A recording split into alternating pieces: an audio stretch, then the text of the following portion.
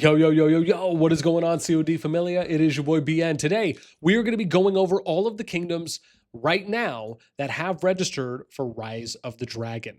There's 67 kingdoms. I'm going to show you, I believe, 65 out of them, because when I started recording this, I had 65, and then when I came back to check this, at least right now in this moment, there were 67. So we are missing 2, but again, if you know those 2, you can let us know. Otherwise, I'll make sure to include them when the registration ends or near its end tomorrow for the day 2 recap, where we look at all of the kingdoms that have finally registered. Now, I'm going to show you some numbers. We're going to show you the kingdoms that supposedly have not registered at the moment, again, with the 2 kingdom variants here. And I'm going to explain to you why I am still advocating for kingdoms to skip this registration period for a lot of important reasons. As always, if you enjoy the content, make sure you throw us some, because it helps out a lot. Okay, so first and foremost, let me go ahead and show you the sheet for what we showed off the last 2 days in the live stream. And I did one yesterday. I did one just maybe an hour or so before recording this video, but I did tell people I was going to put something out in a shorter form so you don't have to go through, a couple hours worth of footage. So this is in order, and I'm going to kind of just walk this down because I'm also going to format and filter this out for you 2 more different ways. This is just if you want to look at this top down in chronological order for the kingdoms and you want to see some numbers. This is also going to be showing you the top 300 latest stats from our pool. Fuzzy had sent me some data actually earlier today on the 24th. So you have data from 8 days ago and then recent data as well to showcase, or for us to showcase and show off to you, the community. So as we go through, you're going to see that there are a number of distinctions. If it has an X on it, that means they registered for Fall of the Dragon. If it has a X, but then it says hyphen COC, that means they registered for Calling of Courage. If there's nothing, it just means that, again, they haven't registered yet. Now, it's important because the ones that really matter are the ones that also have a fill-in on the king slot. So or I should say on the king column, meaning that if this column is filled in with a color, it means they have a king or queen. If it's not filled in, it means they don't. So like as an example, 237, 238, you may not really have to worry about that too much in a sense, because they'll just kind of get auto-populated into one of the KvKs if they've already skipped 3 or more seasons. So that's why focusing a little bit more on these ones and then looking at who registered or not amongst kingdoms that are eligible and can actively do so because they have a king or queen was a little bit more of the focal point on there. So as we're at 167, I think we're almost done.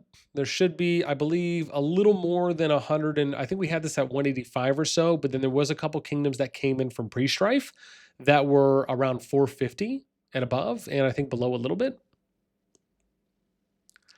Yeah, so this was them. So these kingdoms from 441 to 452, their pre-strife KvK had just finished, so these got added. 2 of the kingdoms so far, as of before they added the 2 new kingdoms to the Fall of the Dragon pool, these 2 kingdoms had registered. Now, it is important to note, and I have to go back to show you this, is that you do have the option. Registration, how this works is that after registration ends, the High King will be unable to change the scenario. This means that during the registration period, if someone registered, they can unregister. They have until March 22nd at 0:00 UTC/reset to register or unregister and not register to skip, or register for something different up until that time. Okay, now let's head back up, and I'm going to show you this formatted based on who has registered, and this will be in chronological order, just to make it a little easier for those of you to see. So you will see here, based on the kingdom numbers, going bottom up, I guess. Everyone with an X, these are all the people that have registered for Fall of the Dragon so far. Again, -2, or I should say +2, that we just don't know exactly what those kingdoms are yet. But I'm sure if anyone wants to let us know, feel free. And then I can always just go to those kingdoms and verify to double check. Because basically how I've been doing this so far is I've been going through the kingdoms one by one. If you were hanging out in the live stream today on the 24th, the one we did yesterday on the 23rd, which was pretty awesome, been super fun to do these as of late. We were basically going one by one through these kingdoms and it was taking a long time. But that's the way you have to do it because you have to have a character in the kingdom in order to see if they registered or not. So you kind of really can only do it the manual labor way. So these are all the kingdoms, again, that have registered so far. I think we're at 19, so we'll go down again for the next group. And even though it's 67, you'll see this go up to 65, and then you'll have a couple kingdoms for Calling of Courage as well. So we're at 38, and then we'll go 39, 57. And you can see, again, a range here as well. Now, for those that are wondering maybe what the column E is for skip, well, this column in particular, and you'll see here, right, we got 65 kingdoms for Dragonfall and 4 have registered for COC. Even though if you click on COC, it says 3, maybe one of them unregistered. That possibly could have been the case. I just have to go through and check those.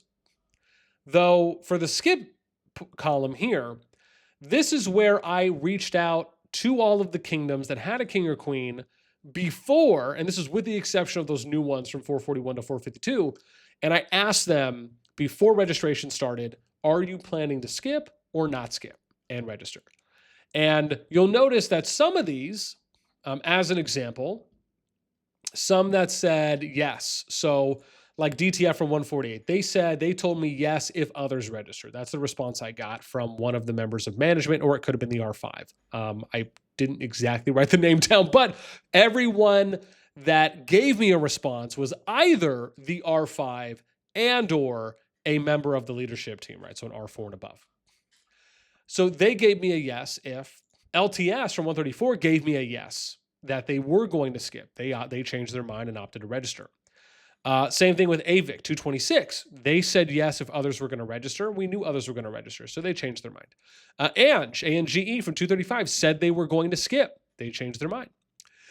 We had RNW 284. They said yes if others, but again, they opted to register.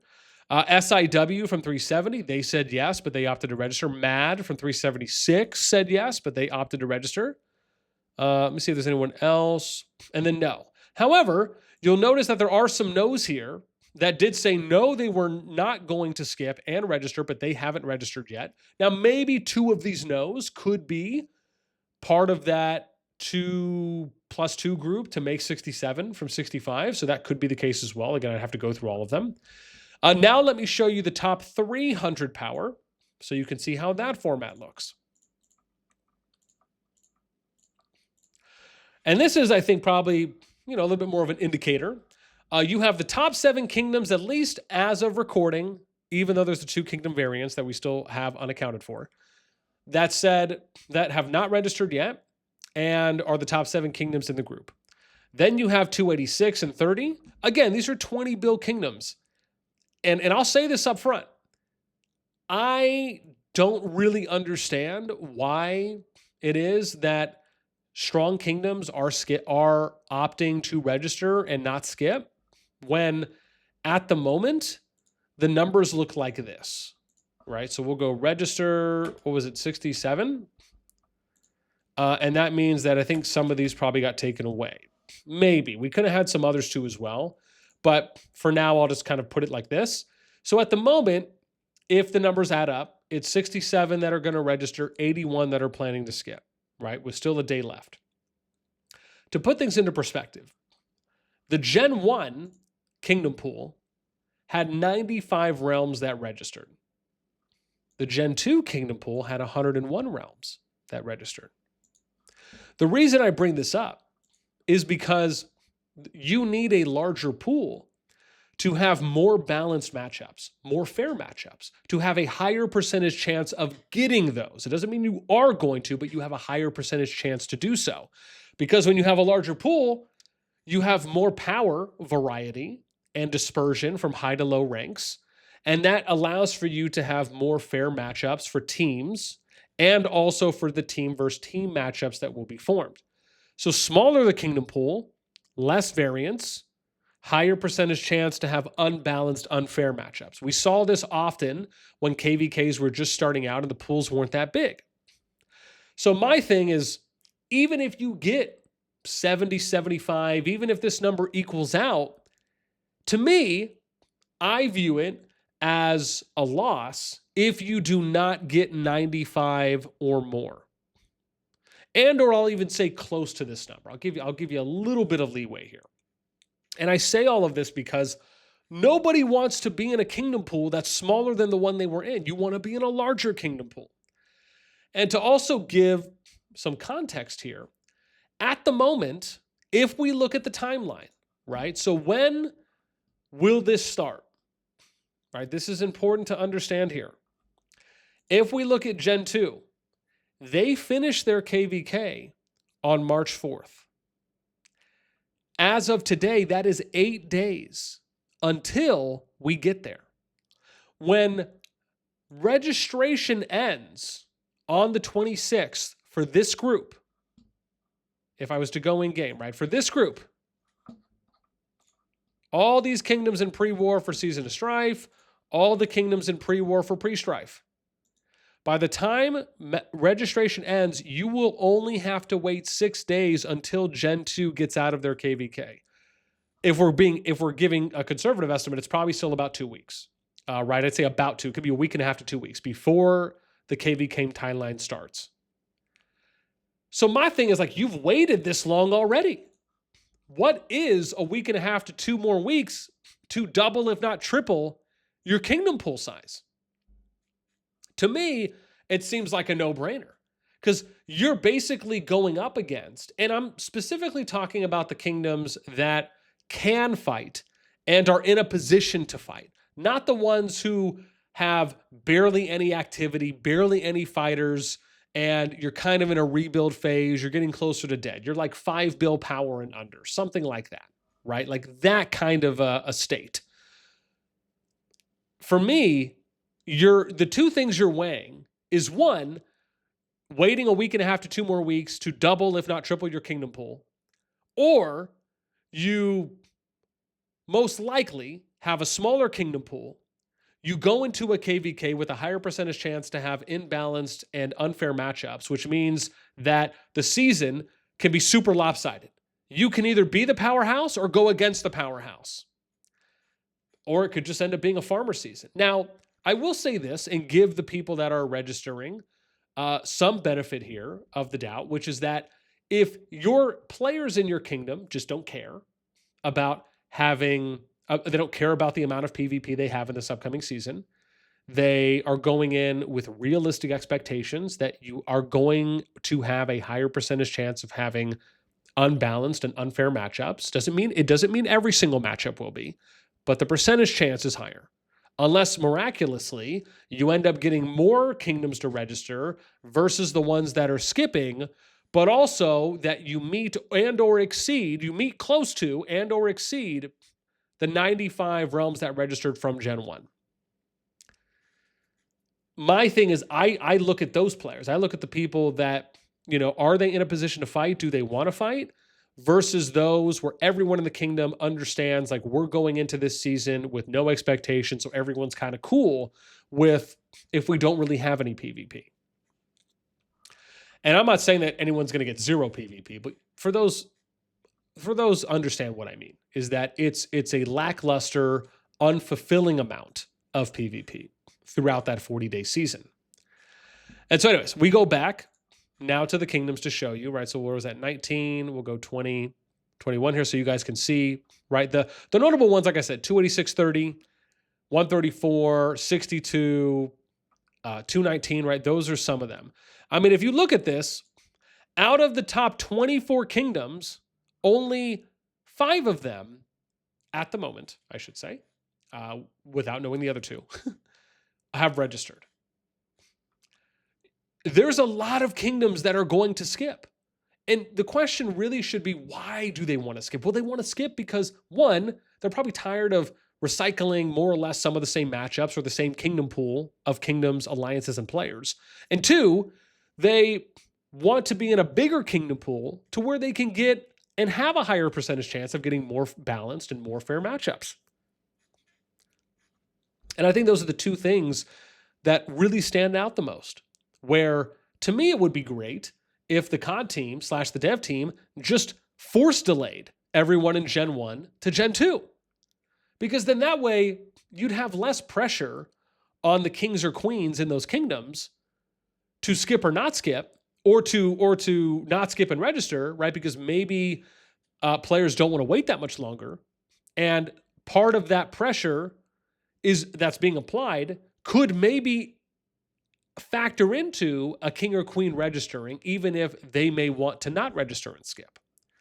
So that's another thing, another element that I think the COD team could have alleviated for some of the kingdoms that were in those, let's just say intense, do I do this, do I not decision making process that they had to play out.